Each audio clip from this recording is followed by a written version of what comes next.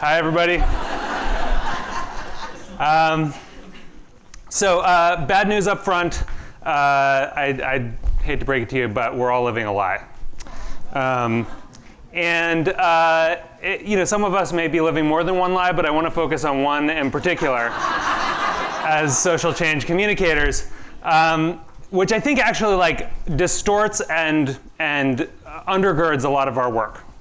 And it's a lie that we all learn in grade school, actually. It's a lie that we can even hear in the founding document of our country. We hold these truths to be self-evident. There it is. The lie is, truths are self-evident. Or we hear it again in Oliver Wendell Holmes' famous idea of the marketplace of ideas, where the best truth rises to the top. I think it's safe to say, a year into the Trump administration, that this is not happening. The truth is not rising to the top, and instead it's being distorted, it's being stepped on, it's being watered down and distracted from. And it's a crisis. And I think Barack Obama talked about this in his farewell speech to the country when he said, that our inability to agree on a set of facts is actually like a crisis for democracy, because democracy depends on an informed public that's coming together across different viewpoints and finding some kind of sense of common ground and truth together. And if we can't do that, then this whole project kind of starts to wobble. But I think if we're in a crisis, we've been distracted about what the problem is. So we've heard a lot about fake news and about Russian bots and about disinformation campaigns. And I think all of that stuff is it's creepy, it's scary, it's sexy, but it's not the problem. The problem's deeper than that. The problem is that the truth isn't loud enough. And unless we confront this problem, I don't think that we're going to actually kind of make headway. We could get rid of all that fake news and still not be where we want to be in terms of moving toward a better society. It's kind of like trying to deal with a heart attack with a Band-Aid. Wrong solution for the problem.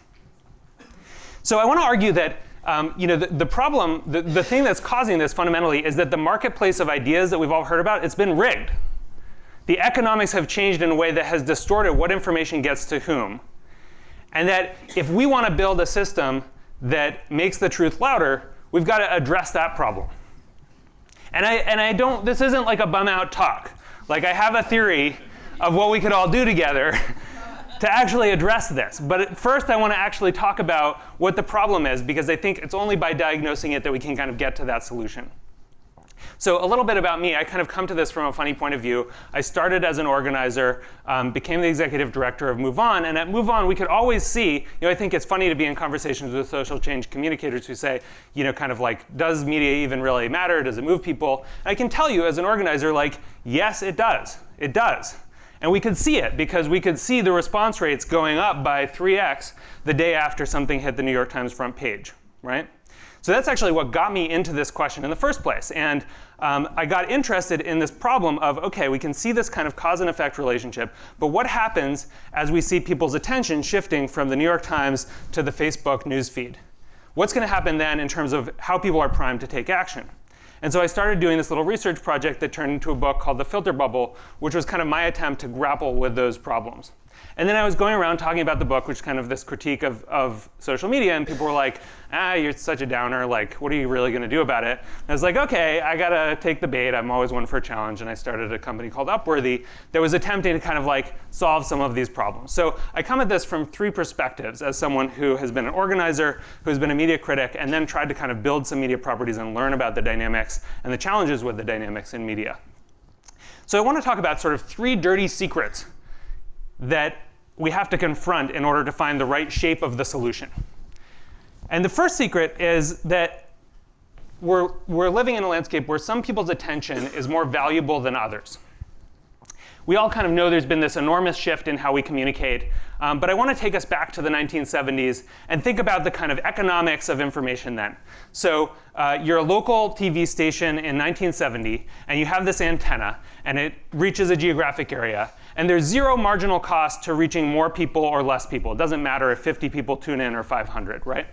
And your advertisers want to reach a small subset of that group of people But in order to reach that small subset, they have to go through you. And if that small subset is going to really be interested in news, then the news goes on at 6. And on the other hand, if you're not interested in news, but you want to watch TV at 6, there's only one thing to watch. So it's worth saying, this was not a panacea, as we all know. And there were a ton of people who were completely left out of this conversation. Women, folks of color, non-straight folks, basically everyone but straight white dudes were not, heard in this ecosystem. It wasn't great old days. But what we saw was a kind of bell curve of political informedness. And this is from research by a guy named Marcus Pryor. But basically, because if you were really, really interested in news, you still could only watch the news every day at 6. And if you weren't interested at all, sometimes you ended up watching it anyway. You got this kind of average of political informedness. So along comes the internet. And it's worth saying, what does technology do? One of the main things that technology does is make things more efficient, right? So Airbnb makes the housing market more efficient, or the bed market more efficient. Uber makes the car market, the taxi market more efficient. What market does Facebook make more efficient? Facebook makes more efficient the selling of valuable attention to advertisers, right? Emphasis on valuable. Because we're talking about the attention economy all the time, but I don't think we really grapple with this truth, which is that some people's attention is more valuable than other people's attention. And I ran a little experiment just to kind of demonstrate this on Facebook. So I actually just took this very scary article about the CDC losing funding and boosted it to 2 groups: rich white dudes on the coast who have college degrees, and Latino women who are lower income. And you can see, the rich white dudes command a 6x premium over the Latino women. So, is it any surprise that there are a whole host of media entities that are going after the rich white dudes, and not a whole lot of media infrastructure that's aimed at Latino women? And meanwhile, we have this shift from a bell curve to a power curve, where you have sort of a small group of people who has gotten hyper-informed in this moment, and probably a lot of you are in this room. But it's worth remembering, most people do not consume very much news at all. They consume less than they did before the internet. That's crazy.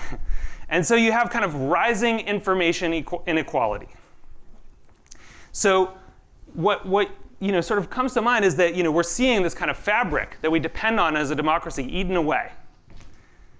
And we're starting to see the creation of these kind of narrative deserts, environments in which the ideas and the news that people need in order to be informed, engaged citizens simply aren't part of the environment. William Gibson once said that the future is already here, it's just not evenly distributed. And I want to say, the truth is here, but it is very unevenly distributed, and because of these economics, it's getting more unevenly distributed. So the second piece is, these changes are also reshaping at the same time who we trust, and this isn't a coincidence. And I want to suggest that we're seeing this massive crash in trust in media, but it's kind of this, we're not understanding it correctly, because we're not understanding kind of where the trust came from in the first place.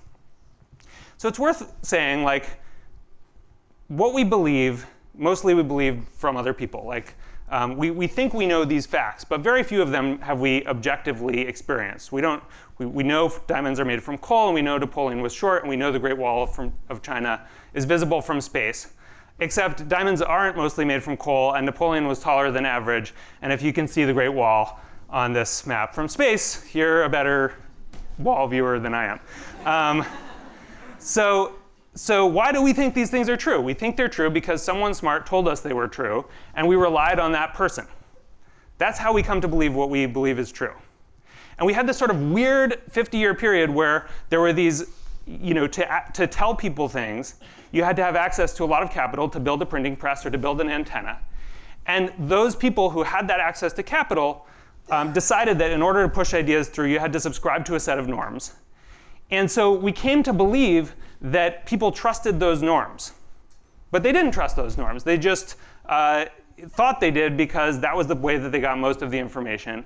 And basically that we don't have faith in journalistic process. We thought we did because there were local media monopolies. And when we think about how trust works on a human level, we all kind of know intuitively that this isn't how it works. That we don't trust the person who is cold and punctilious and perfect at dotting every I over the person who cares about us, who is warm, and who has our best interests at heart. And so I think we've seen this kind of collapse in trust because, in part, media really hasn't had a lot of people's best interests at heart. It hasn't been actually like interested in taking care of us. And now there's an easier way to do it. We've all got Facebook, and we can get information through our friends. And that's actually a lot more comfortable and natural as human beings than it was to rely on these intermediaries.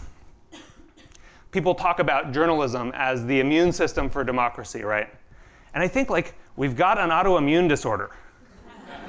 Like our nervous, we're eating ourselves away from the inside. And so this brings me to the third piece, which is kind of like not news to people who have been at Frank, but what we believe isn't rational. And the more of a rationalist you are, the more you have to agree with me on this point. Because there are thousands of studies that Anne and other people can tell you about how what we believe is not the function of like rationally adding up numbers.